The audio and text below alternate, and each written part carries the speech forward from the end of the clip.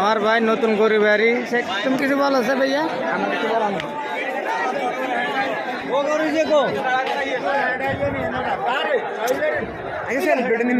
celebrity তো তোমার করতে হইবে